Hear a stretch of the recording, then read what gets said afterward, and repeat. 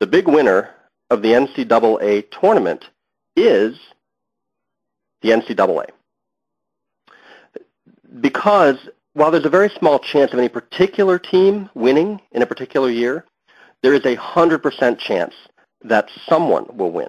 They crown a champion every single year. And in this way, it's similar to business networking. If you try to predict which prospects will become customers, you'll almost certainly be wrong. And you'll waste a lot of time chasing unproductive leads. There is a better way. In the next 40 minutes, we're going to cover a 3-step process that makes you more like the tournament director than one of the competitors. Instead of trying to spot the winner, you rig the game so that the winner comes to you. So today we're going to learn to prepare. Most people spend hours preparing an elevator pitch that only addresses about 5% of business networking situations. By the end of today's session, you'll be fully prepared to profit from the other 95% of opportunities. We're going to talk about the pitch. If your networking strategy is to collect or hand out as many business cards as possible, we'll show you why that's a gigantic waste of time unless you're using a specific proven technique that moves your card up to the top of the pile.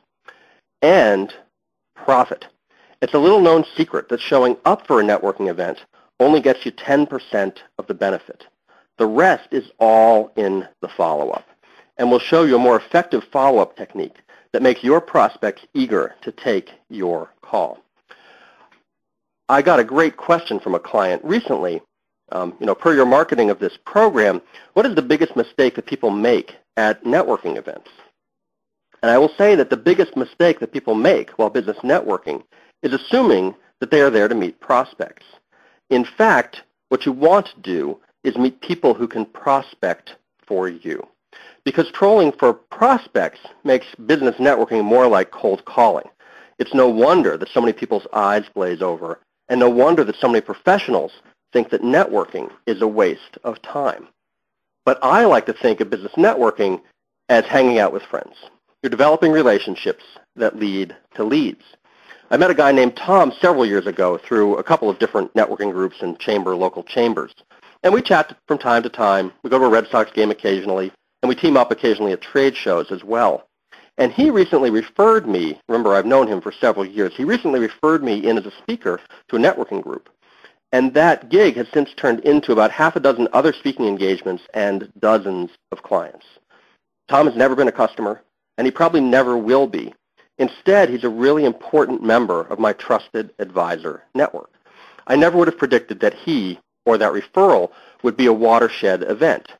I just know that when you use the techniques, the kind of techniques we'll be talking about today, these kinds of opportunities appear. So as a competitor in the tournament, your fortunes rise and fall on whether this ball ends up going through the net. As a tournament director, you don't care which team ends up on top. You win either way. So let's get started on a more effective way to prepare for, pitch during, and follow up after any networking event. The goal of the networking event is to make the phone ring. And to do that, you want people to think of you when it's the right time for